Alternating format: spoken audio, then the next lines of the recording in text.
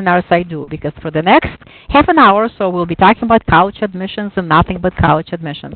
So I will be speaking for about half an hour, and then we will have some time for questions and answers, plenty at the end. So let's begin. Let's go over our agenda first. This is what I would like for us to accomplish tonight. I would like for us to talk about college selection timeline, so you will get a sense of what's happening when. We're going to go over the student role and the parent role in the college selection process. We will talk about college admission criteria. This probably will be the most important portion of my presentation. So hopefully after listening to me tonight, you will get a better sense in terms of how colleges will evaluate your students and what to expect. And then at the end, I will share with you some preliminary statistics for the class of 2019 and some statistics for the class of 2018, so you will know what kind of a pattern IMSA has, because our numbers usually don't change. So this is the college selection timeline. As you can see, for the sophomore year, there's no word college anywhere, and it's by design. When it comes to the college admission process, colleges will evaluate student performance first and foremost. And so what we ask all of our sophomores is to spend their sophomore year trying to find their place and find their pace at IMSA. So IMSA is rigorous, so we want to make sure that they learn how to prioritize their time, how to manage their time. They know exactly how much they need to study or to sleep or to socialize. So sophomore year should be spent on finding that balance. Now, in junior year is a completely different story. As you already know from my letter that I sent on December 6th, we met already with all of our juniors for college selection meetings, and we gave them the homework assignment. We also talked about kind of a general criteria they need to start thinking about and general questions they need to start asking themselves. And we'll go over them actually in the next couple of minutes. And then senior year is spent on the college application process. So junior year college selection process, and the senior year is all college application process. College application process is always done by the end of the first semester. So all of our students go home usually for winter break having finished college process. I want to say majority of our students are done with the college process. There are a few colleges with the January 1st deadline, and some of our students apply to those schools while they're at home for winter break, but majority of our students are done completely by the time they go home for winter break. Now, this is a student role, and it's a part one. There are two slides that when it comes to students. So most importantly, a student really needs to be honest with him or herself, and the college search should be centered around, this is who I am. So therefore, I need to find a college that matches me, rather than the other way around in terms of this is what college is, and I want to try to squeeze myself and make myself so then I appeal to colleges. So what we ask our students is to identify subjects they like, achievements they're proud of. Every single college is going to ask them, so what are you most proud of? What do you like to do outside of school? It's a very, very common essay for many colleges. What kind of passions you have? What are you good at? Overall, this is the time for students to start thinking about presenting themselves in the most positive light possible. So this is not the time to stand back and say, I am not worthy. I haven't done anything. No, this is time to be proudly loud and say, look at me. I've done this and this and this. So this is number one. The second thing we ask our students already is to start thinking about what matters to them. So are they looking for a liberal arts education? I just want to remind you all, or refresh your memory. So there are two types of schools. I mean, there are many more, but two are the most prevalent. So there's a university and there's a liberal arts college. So the biggest difference between the two clearly is the size, but most importantly, liberal arts colleges do not have graduate students, which can be an incredible plus if your student is interested in pursuing an undergraduate research, because there will be no competition. So if your student is interested in undergraduate research, then liberal arts colleges probably should be your student's destination. So, is your student looking for liberal arts education, or your student is looking for specialized education? And here under the specialized education, there are some institutes of technology. We have the IIT at home. There's Georgia Tech. There's MIT. Some of our more popular schools with IMSA students. Also, colleges of engineering at certain universities fall under specialized education. Music schools, although our students usually do not apply to too many music schools. Distance usually is not that important to our juniors, although I mean, like I said, so they're not necessarily preoccupied. However, location is a little bit more important. So some of our students are really looking to attend a college in a larger city like Chicago, especially if you're coming from Chicago, you're more familiar with that. Whereas some of our students will be more content in smaller cities like Champaign, Urbana. Geography and climate is not that important, I've noticed, for our students, but size is. So some of our students are really okay with attending, let's say, University of Urbana-Champaign that enrolls 40,000 undergraduate students, but some are looking for more manageable sizes when it comes to institutions. Many of our students are choosing college for student diversity. Every year we have students who apply to historically black colleges and universities, and also women's colleges. Cost, I want to say, this is probably the most important criteria that overlaps the students and the parent is on student on the parent list. So we'll meet with juniors for individual family college conferences. We're going to be very, very attentive to cost. So let's say if you'll be sitting in the office with your student in your student's CAC, and you will say, well, you know what, we don't have too many savings, so therefore we'll be looking for a college that is generous with merit-based scholarships. We'll give your student a list of colleges that is generous when it comes to merit-based scholarships. Not too many students of ours are looking for colleges with religious affiliations or colleges that have Division I, let's say, or Division III sports. So those two are universal but not necessarily applicable to our students. Now, this is your slide. So this is what we would like for you to do as parents. First of all, be interested in your students' academic life. In other words, you need to participate in those discussions when, trying to solicit the answer. So what are you good at? What are your passions? How do you spend your time? Because remember, after all, colleges will ask your student to write essays on those topics. Stay in touch with your students' CAC. We are your #1 and most important resource. I cannot stress it enough. It's better to call us more, to write to us more than less, because the more we communicate, the more we stay in touch, the less nervous you will be as a parent. College process is not necessarily, too hectic, but it has its own rules, and we want to make sure that everybody feels confident about those rules. Keep an open mind. I cannot stress it enough. This is not your college search. And many parents forget about that. So don't try to relive your college life all over again by asking your student to apply to colleges that you didn't have a chance to apply or you wanted to apply. This is your student. This is not you. So make sure that you're really, really attentive to that. Be realistic at the same time. When we get to the slide of Naviance, and this is what the reality comes in. So know for a fact where your students stand in terms of your student academic preparation, how your student fares against other IMSA students, past IMSA applicants and current IMSA students. So be realistic. Also be very, very honest about your family finances.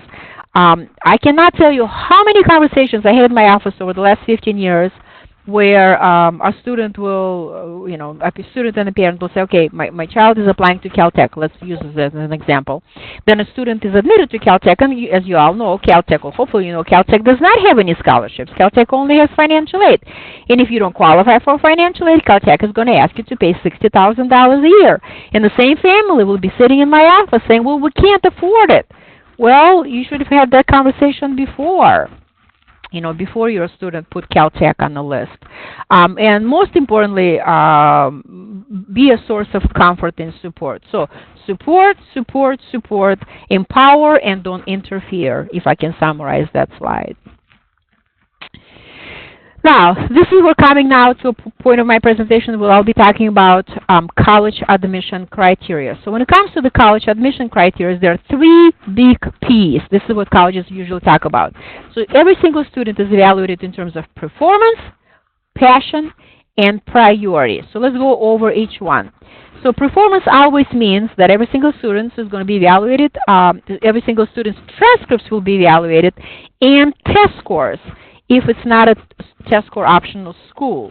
So the performance opens the very first door to the college admission table. Passion comes next.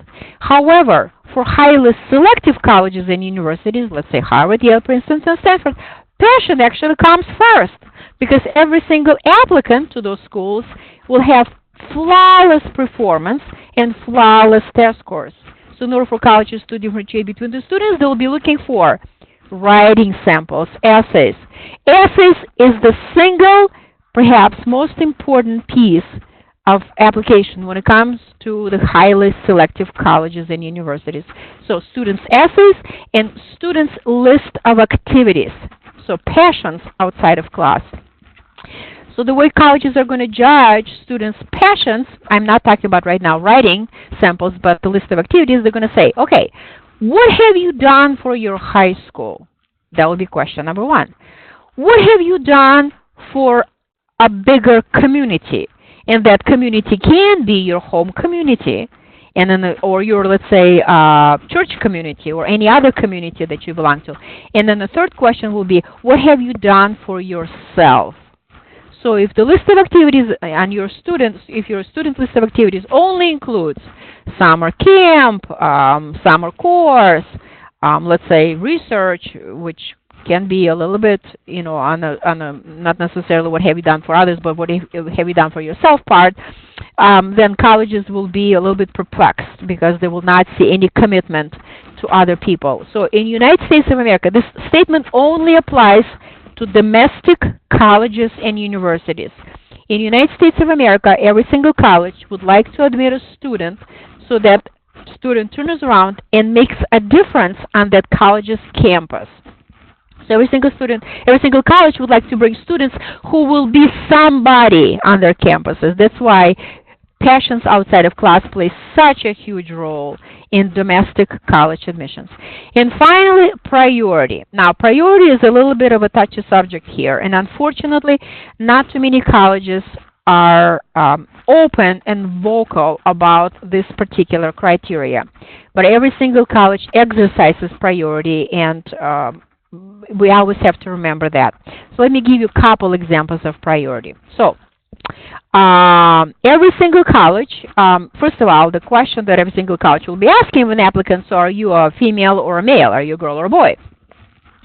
Because every single college would like to enroll a freshman class that is balanced, right?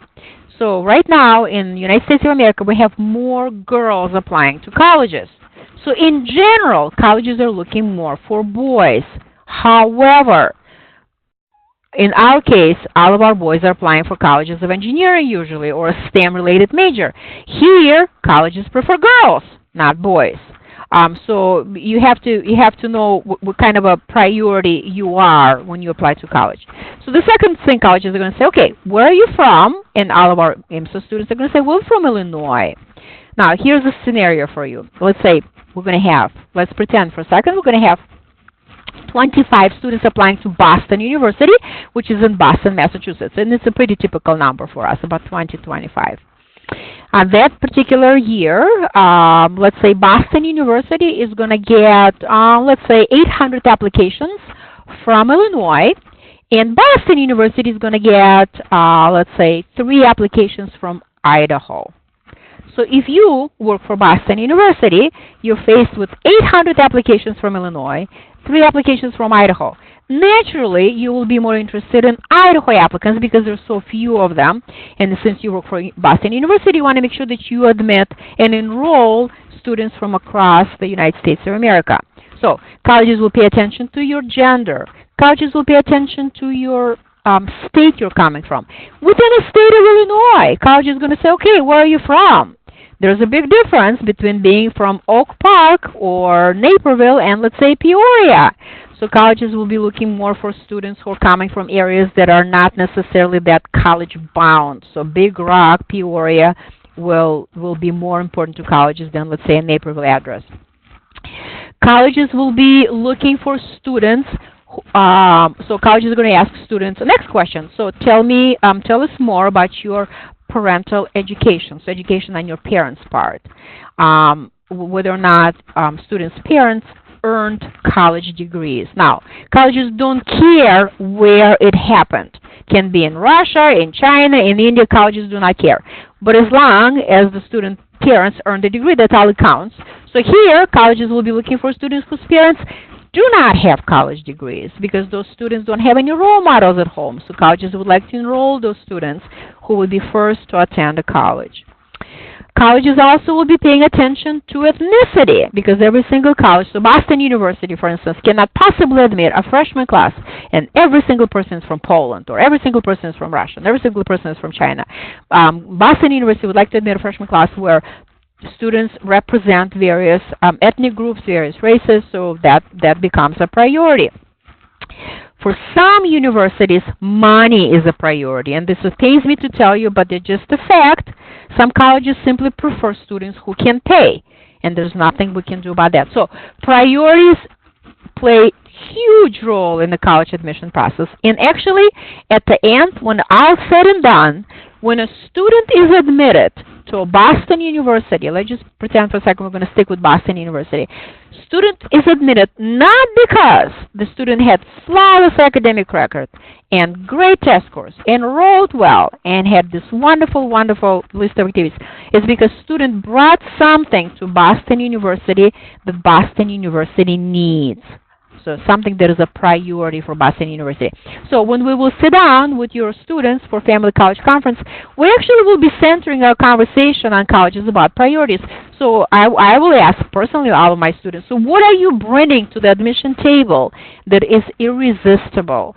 And so the college list should be based on that because your student needs to stand out among the rest of the applicants. Now, this is how colleges evaluate IMSA students. So we will be sending 2 transcripts on every single student's behalf, so you do not have to do anything as a parent. We'll send a pre-IMSA transcript, a freshman year transcript, and completed sophomore and junior year transcript. Every single student will then release the test scores directly from testing agencies, ACTs or SATs. Students will submit list of activities, otherwise known as a resume, and will write college essays for every single college application. And then finally, colleges will be looking for priorities in every single applicant. Now, the unique IMSA features that you also have to keep in mind. So, IMSA academic reputation should be actually #1 bullet, not #3. So colleges are familiar with IMSA students. They know that IMSA students means quality applicants. IMSA is known among all national colleges and universities. So colleges and universities are on the lookout for IMSA students. Residential experience. Overall, colleges prefer students who come from residential setting. And it is simply because over the past 3 years, a student in high school demonstrated again and again that student is reliable, student is self-sufficient, and student is mature. So the biggest worry on the college's part is it's what is called the freshman attrition rate.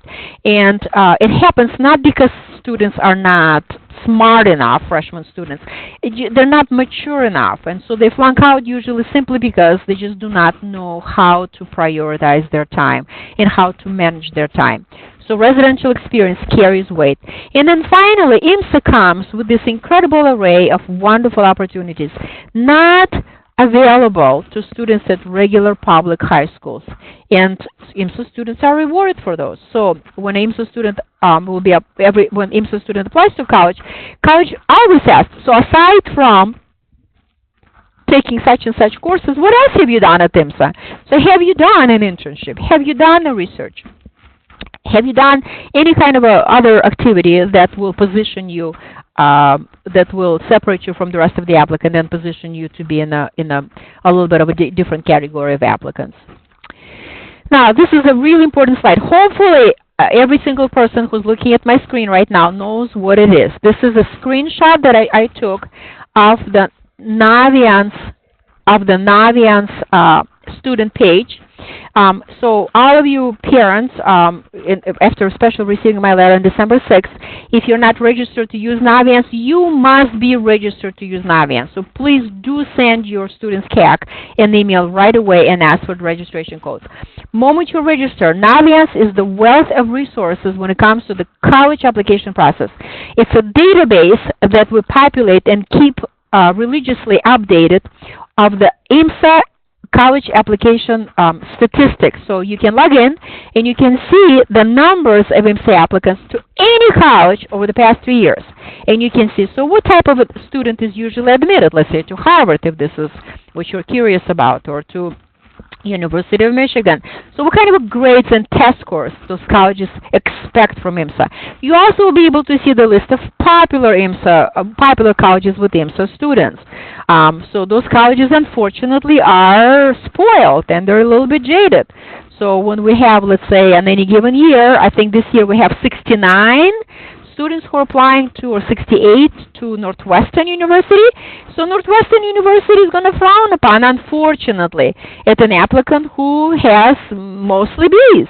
Because out of the 69 students from IMSA, there will be plenty of students who do not have those mostly Bs. So again, that's why attending the Family College Conference becomes that much more important. Because during that conference, we will tailor college list to your student's academic profile. But please do take time, register to use Naviance, and do go over some of the wonderful features. So scattergrams will give you a sense of, like I said, the average GPAs and average test scores for applicants, acceptance history, popular schools, similar to each other schools, so you can do a search saying, okay, I'm interested in Boston University, so when IMSA student applies to Boston University, what other similar colleges IMSA student usually looks at. So this is absolutely the most wonderful resource, must be used by every single parent. Now, this is our statistics for the last year. This is what happened with our students last year, as you can see. 99.9%, 99.5% of students, class of 2018, are attending a college in the U.S. Only had one student last year that chose to attend a college abroad. I want to say any given year, we'll have between 1 and 5. 5 is probably our largest number. It happens 2 years ago to us. So we had some students who were attending colleges in China, NYU in Shanghai, in England, in Oxford, and then in Canada.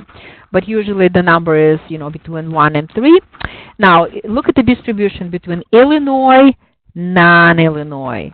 So majority of our students attend a college or university located outside of Illinois. That's a typical pattern for IMSA. And average number of applications, 8.9. This is a little bit higher, which means that, so last year we had 192 seniors, so each one of them filed about 8 or 9 applications. Usually we ask our students to limit their number of colleges they're applying to 6 or 8 to keep it manageable, because remember, every single college is going to ask your child, your student, why are you applying? So if your student has 20 colleges on a list, it is pretty difficult to articulate that why, because so many schools look and sound alike in the United States of America. All right, we're coming almost to the end of my presentation, and then I will take plenty of questions. So this is our statistics. I just put this slide together because I think parents are always curious to see what's going on with our numbers. So as you can see, 2018, 2019, also we have 72 Northwestern. I thought for some reason it was 69. All right, so I don't have to really comment much. You can see numbers for yourself. The seniors in this class, 2019 class, let's see which colleges they prefer. So Georgia Tech is on the list, was not last year, right? What else is on the list? Carnegie Mellon University is on the list, was not last year. Stanford is on the list, wasn't last year. Otherwise, everything pretty much stays stable. So our college list usually don't. So when I talked about most popular IMSA colleges with IMSA students, that's what I was referring to. So our college list stay pretty stable. So on any given year, we have similar number of applicants. And like I said, in those colleges become spoiled, unfortunately. So let's see.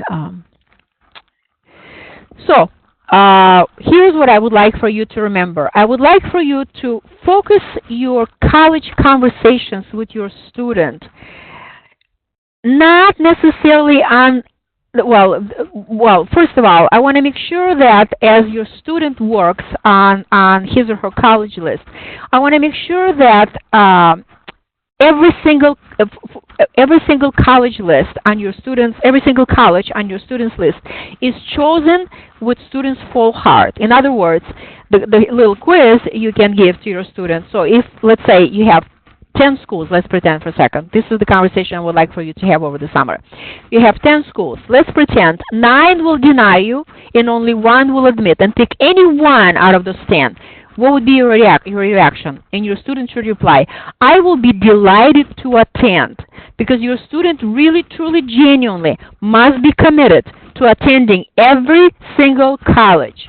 Attending is the goal here, not applying and see what happens. It's the attending part that matters.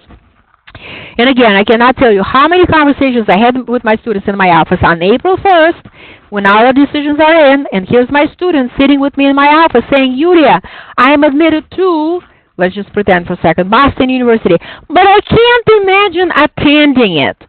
So then my question is, so why did you put it to begin with? No one made your hand, write Boston University. No one made you pay for that application. So make sure that desire to attend must be there. Also, the second bullet is it's the attending the university should actually trump the application process. So thinking about why you're applying and what do you envision yourself doing there, rather than what's needed to get in. So what's needed for the application process. So choosing college with your heart, knowing 3 reasons why this college is on the list. In other words, why do you want to attend that school? And always remember, this is not a prize. College admission is not a prize.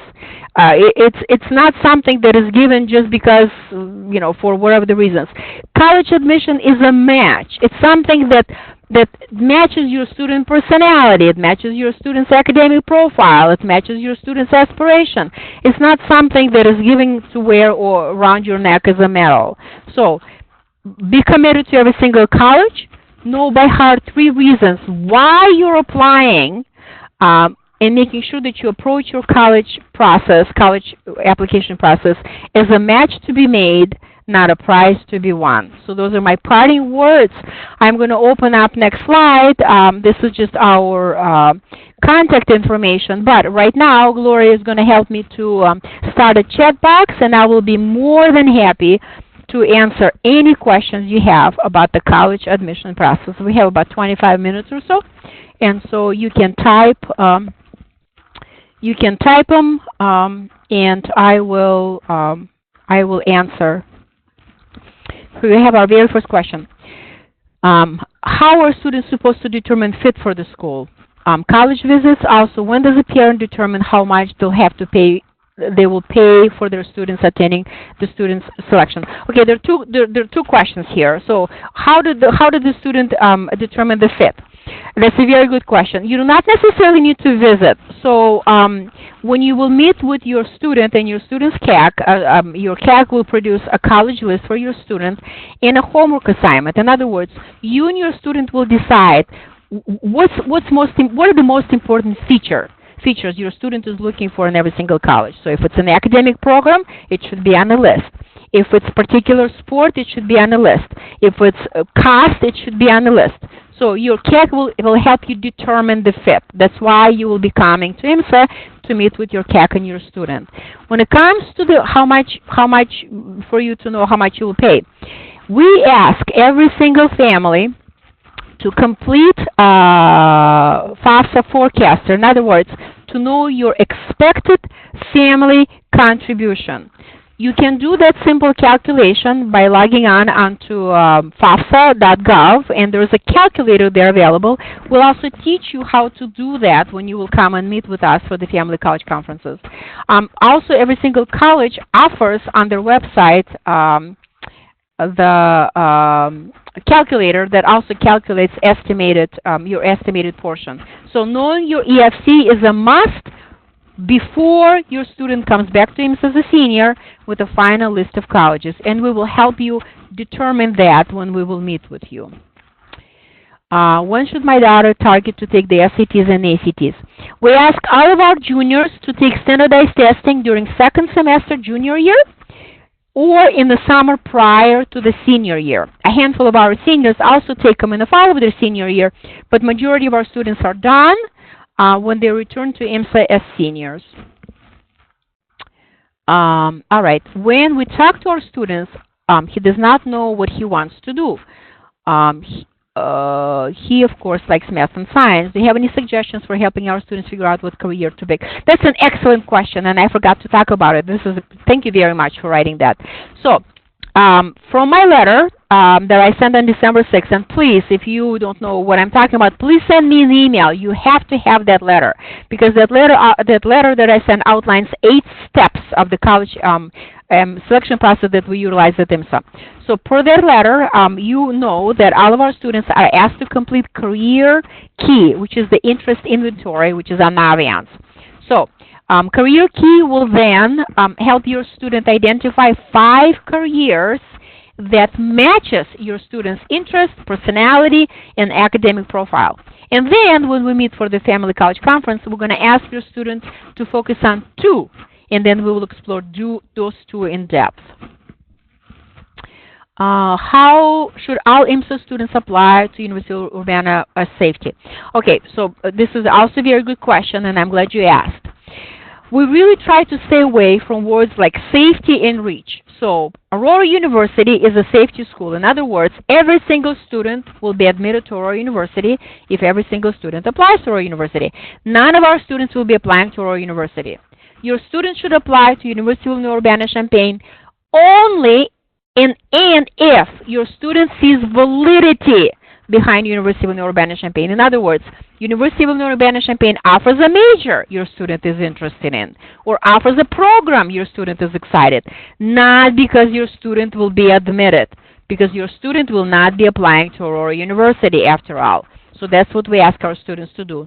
And the answer is no. Not all IMSA students should or do apply to U of I. Not all. Only those who see validity in the University of Urbana-Champaign.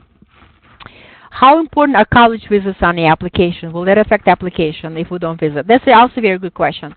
The rule of thumb usually, if you cannot make it to a college in a day, college will never penalize you for not visiting. So if you're from Illinois and never visited Northwestern or University of Chicago, that can be a question mark. So how come you live in Illinois? However, let's just pretend for a second, Boston University will never expect an applicant from Illinois come and visit. So use the rule of thumb. If you can make it in a day, you should. If it requires you to stay overnight, then you shouldn't. Let me see if there are any more questions.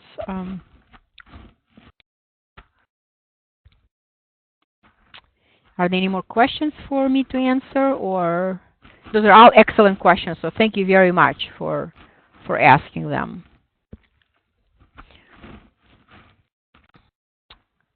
Gloria, is there anything anymore, or nothing is coming? So did I answer? Oh, merit scholarships. All right, so colleges and universities, so every single college offers financial aid. Every single college and university offers financial aid. Financial aid is based only and 100% on your income, I mean by parents. Has nothing to do with how wonderful your student is. Now, some colleges, in addition to financial aid, offer merit-based scholarships. Merit-based scholarships have nothing to do with your income, have everything to do with how wonderful your student is. So I'm going to give you a scenario. Tell me what's wrong with this scenario. I have a family in my office, and father said, we would like for our son to attend MIT, and we would like to get some scholarships. What's wrong with that picture? Well, hopefully right now you're saying to yourselves or to whoever who's next to you, MIT does not have scholarships, then you're correct. You're absolutely correct. MIT only has financial aid. So when we meet with you for the Family College Conference, we will have that conversation. We will teach you how to know your EFC, your expected family contribution, and that's the number you need to be expected to pay for college, for college or university your student will attend. So let's pretend for a second, if you are, let's pretend for a second, a middle-class family, your total income, combined income, is about $140,000 a year. Your projected EFC probably will be about $40,000, which means MIT will ask you to write a check for $40,000 because that's your EFC, and the rest will be covered by financial aid. Now, if you tell me, Yulia, but we don't have $40,000, then I'm going to say, okay, in that case, your students should be applying to colleges that have merit money. So colleges that have merit money are not going to care that much what your EFC is. They're going to say, okay, so what does your student have? Does he have outstanding test scores or excellent grades or has done something that is so phenomenal? We want to reward him. And the colleges that have merit money do not necessarily focus on your EFC. All right, let me see. I think I skipped. So let me see a couple. Okay. Do you bring in any professionals to talk to students about their jobs? We don't, but you know who does? The alumni office. So what alumni office at IMSA does, it does evening presentations where they bring former IMSA alums who right now are professionals in the field, and they do evening presentations. They do that. Next question. I have contacted the CAC office regarding letter, and I was informed that the letters have not been sent out yet. So I'm concerned why you say they're out on their way. Is this information correct? Which letter are you referring to? What I was referring to, a letter I sent to all parents of junior students on December 6th. And the letter is called Important Information About the College Application Process for the Class of 2020. If that's the letter you're referring to, I sent it on December 6th. So check your spam folder and then send me an email tomorrow, and I will resend it to you. Okay. Next question. Hold on a second. Let me see. Is merit scholarship based on FAFSA as well? If we are not looking for need-based scholarship, do we still need to fill out FAFSA? Those are all good questions. We will answer those questions in depth when we will meet with you for your family college conference. No, if you're not interested in financial aid, you do not need to fill out FAFSA. So.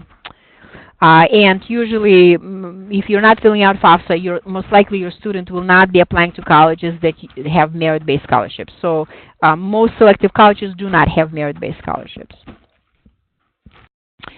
Hold on a second. Let me see.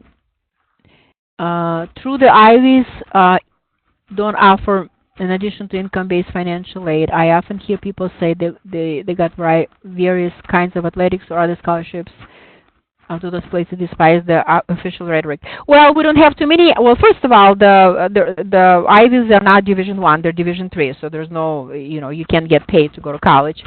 Yes, so the Harvard, Yale, Princeton, Brown, and so on only have financial aid, so you need to qualify for financial aid. Those colleges are also very generous to students whose financial aid, whose EFC, expected income contribution, is very, very low. So those students are usually rewarded very nicely. I don't know if I answered your question. I kind of did not understand your question very well. So if you want to rephrase it, that's fine. How much it matters to selection committee for college admission if the student is a state or national scholar or national merit semifinalist? That's an excellent question. Thank you so much for such wonderful questions tonight. Now, if your student is a national merit semifinalist, it only matters to the national merit semifinalist school and only to that school. So if your student is national merit semifinalist, your student decides to apply to Brown, Brown doesn't care. Brown does not participate in that competition. But if your student is applying to University of Texas, Dallas, University of Texas, Dallas is going to care a lot because that's the only criteria for that competition. So if your student is national merit semifinalist and finalist, in order for your student to get money, your student needs to apply to a college that honors that scholarship. Illinois State Scholars, there's no national AP Scholars. They don't play any role in any kind of a money award. Does a student or her family who are interested only in merit-based scholarships need to fill out FAFSA applications? Absolutely. So here's the deal. You will not be, yes, so what you should do, you should fill out FAFSA regardless of your EFC, and let's say if you're only applying to colleges with merit-based money, because some colleges need to have FAFSA on file. Not that they're going to look at FAFSA numbers. They need to have FAFSA on file for university to offer merit-based scholarship. So yes, absolutely, you should always fill out FAFSA. Let me see. What kind of help is provided to students to filling applications since they are at IMSA and also writing essays? Well, So there are two answers to your question. So when it comes to writing essays, so I met with just about every single senior of mine to read over their essays. So we meet with all of our seniors in the fall to look over their essay, give instructions, give corrections, give give our remarks. Now, we cannot make students bring their essays to us.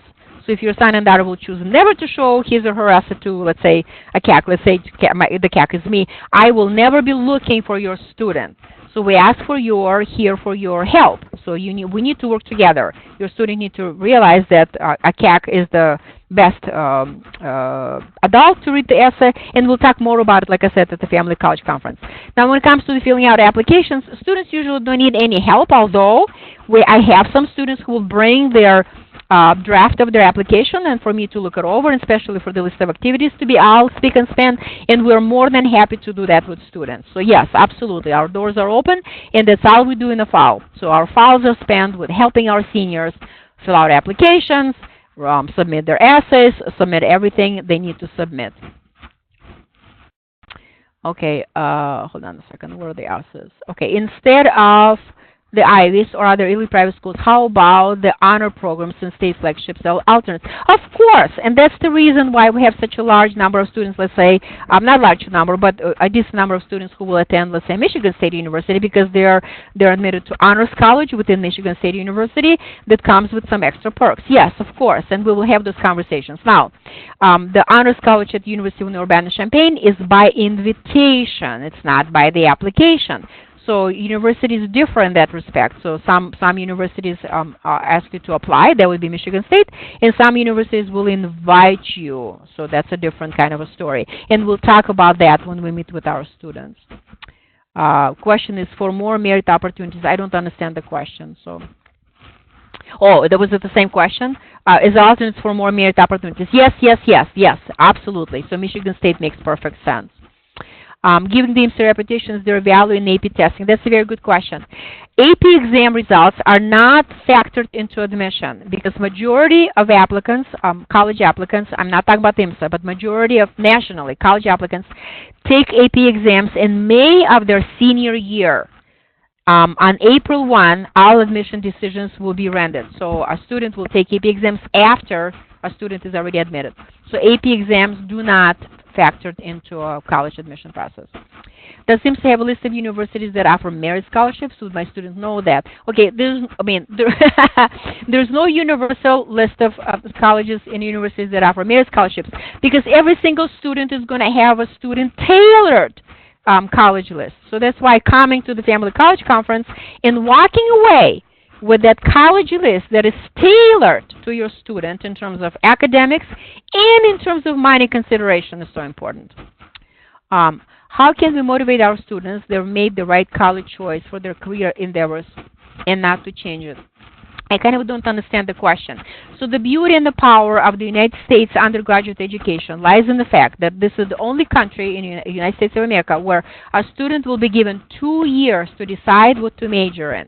In the rest of the world, major must be declared on the first day, and you may not deviate from that major. So IMSA students never make a mistake because IMSA students come to IMSA with a love of STEM, graduate with a love of STEM, and explore STEM in college. So we have very few students who will graduate from IMSA, let's say, I'm making this up, but almost a true statement, will enroll at the College of Engineering at U of Urbana-Champaign and then become a social worker. It just doesn't happen to our IMSA students. However, when they're at the College of Engineering in Urbana-Champaign, they have 2 years to figure out what type of engineering they would like to pursue. And that's what the college is for. It's to decide what kind of a career you should have. It's not what the high school is for. I think we're almost done. Thank you so much for such thoughtful questions. I really, really, really appreciate that. All right, let me see a couple more. For UIUC, if she gets in as liberal College of Liberal Arts and Sciences, is it possible then to apply? It's possible to transfer. Well, it will be very, very difficult to transfer from ALS to engineering, College of Engineering. So usually colleges don't allow for those transfers. Students usually can transfer easily from major to major within the same college. But so I'm not saying it's impossible, but it's hard. It's very difficult. I read someplace that 60% change their major by the second year. Absolutely, that's a national statistics. You're absolutely right. However, this statement is not necessarily true for IMSA students, but you're absolutely right. Nationally, that's the official statistic. 60% of students change their major. Hold on a second. Oh, thank you, Yulia, for offering this wonderful webinar. Thank you so much for participating. In which universities do IMSA students tend to be more successful? That's an excellent question, and we will end with that question. Well, guess what? IMSA is so rigorous and so demanding, there isn't a college where IMSA student will flounder. So IMSA student is well prepared for every single college and university and for every single rigorous program available there. Thank you very, very, very much for your participation. I will post this webinar most likely tomorrow. I will send an email to all junior parents asking you to log in and watch it if you want to watch it again or watch it for the first time. In the meantime, please do send an email to your student's CAC if you're not registered to use Naviance, number one. Number two, if you don't know what letter I'm referring to, a letter of December 6th that talks about 8 steps in the IMSA college selection process, send me an email tomorrow and I will resend that letter to you because every single parent must read that letter before meeting with us. Thank you very, very much. Have a wonderful tonight.